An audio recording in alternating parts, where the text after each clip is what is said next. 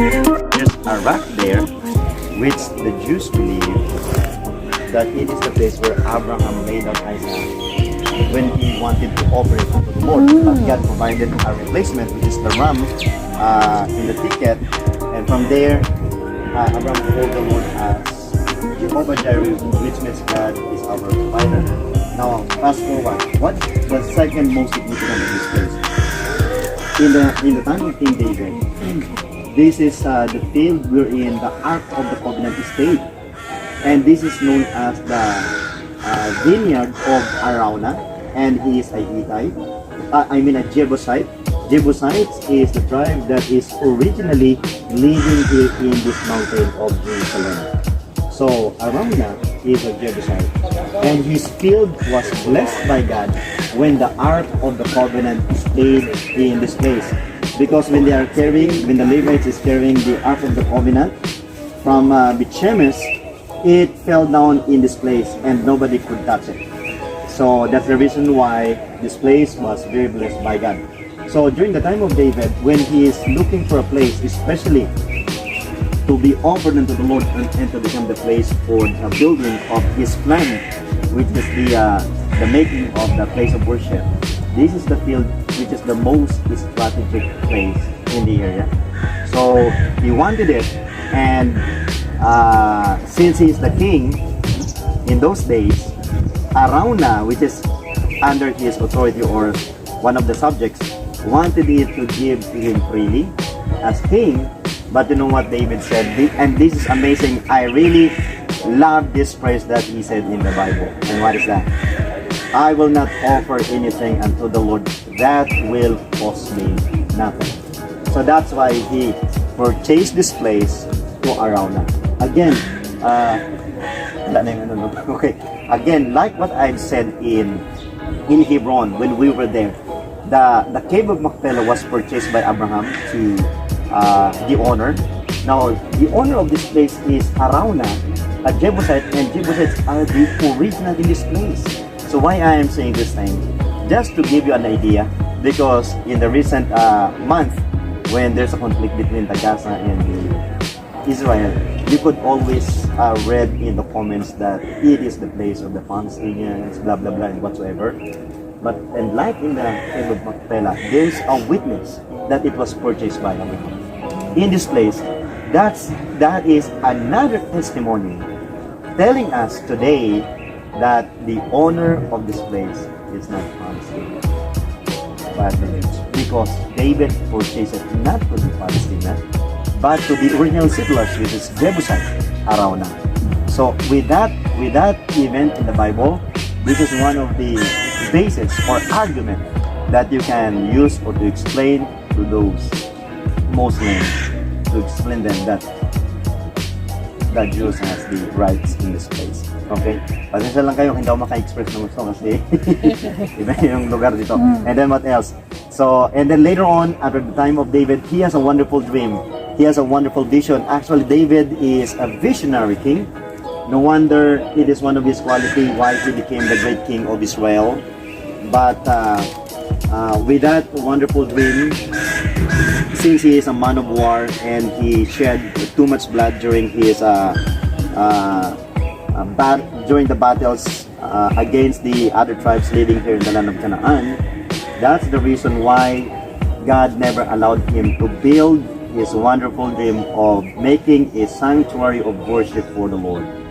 But this vision was transferred, or it was fulfilled by his son King Solomon. So that's why during the time of King Solomon, this place became the area where the temple for the first time was built for the worship of the Lord. Now that area of the dome of the rock, when Solomon built the temple, it is divided into two divisions. On this side, the open space before the wall, that is called as the outer court or outer space.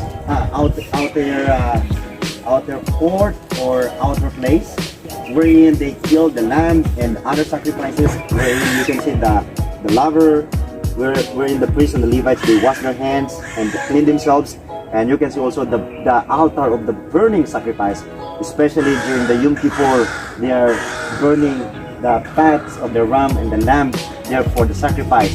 And then after that outer court, before this dome, we have the holy place, but it's totally destroyed. We cannot see it right now. Okay, it's totally destroyed, where you can see the menorah, the 7 candlestick is there, and then the table of shewbread and other things.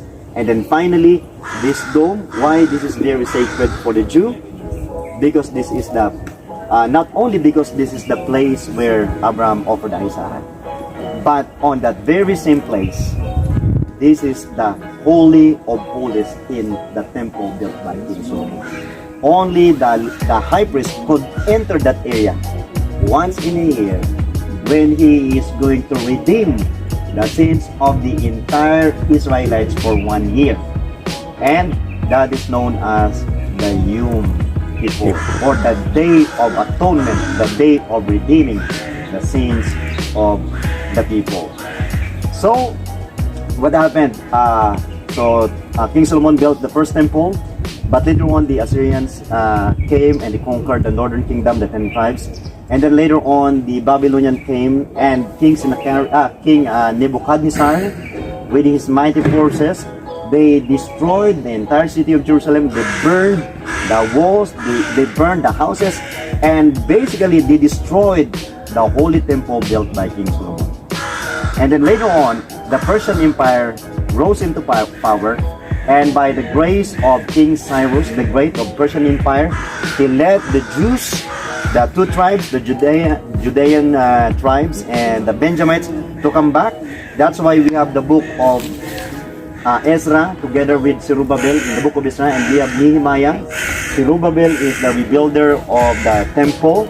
That's why we have the second temple, and Nehemiah is the builder of the walls of Jerusalem.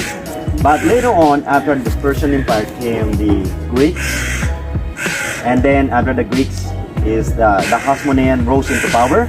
And then after the Hasmoneans came the Roman Empire. And by AD 70, the Roman Empire totally destroyed for the second time the second temple built by Ezra. And from the time of Romans, AD 70, imagine 70 years after the death of the Lord Jesus Christ. Now we are in 2 hours later. 2021 AD, minus 70. So more than 1,900 years already, the second temple is already destroyed, and it was never been rebuilt again. We have rumors, but it's not yet true, mga kapatid.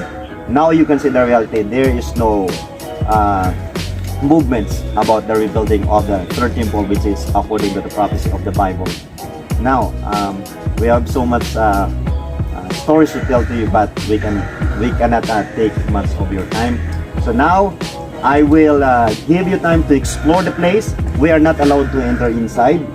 By the way, this dome, especially the cover, the yellow one, it's gold plated, according to the information, and it was donated by Queen Elizabeth of England.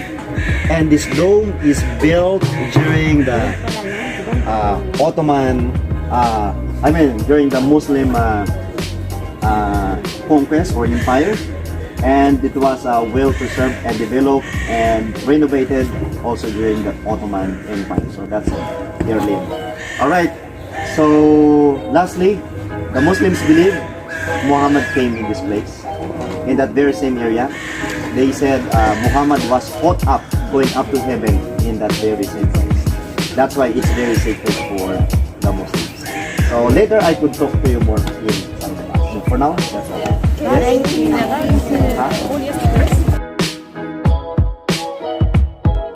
Ayan, welcome back mga kapapa. Welcome back sa aking YouTube channel.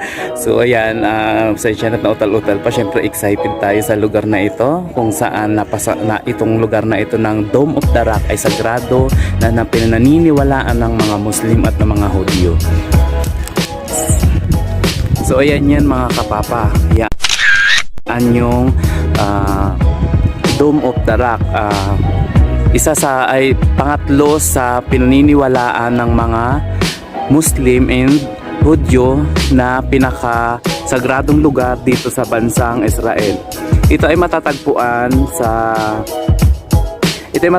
sa sentro ng Jerusalem sa bansang Israel. Sagrado itong lugar na ito para sa mga Muslim and Jewish. Dahil sa pagkakaalam ko, sa loob na yan ng building ay may isang napakalaking bato na pinaniniwalaan ng mga Muslim pati na ang mga Hudyo na inialay ni Abraham ang kanyang anak sa Diyos. Para sa mga Hudyo ay si Isaac na anak ni Abraham ay inialay dito. Para naman sa mga Muslim, si Ismail naman ang pinaniniwalaan na inialay diyan sa loob ng Dome of the Rock. Ito rin ang pinakamataas na bahagi ng bundok kung bundok ng Moriah na pinagtitirikan ng Dome of the Rock na paghahari ni King David.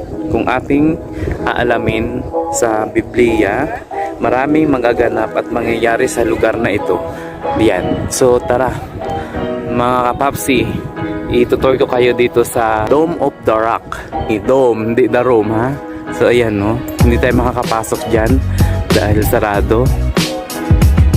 So ayan, napakagandang lugar.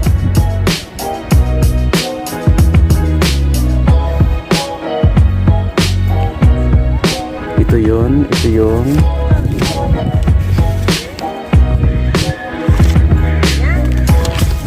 yung tinatawag na Dome of the Rock.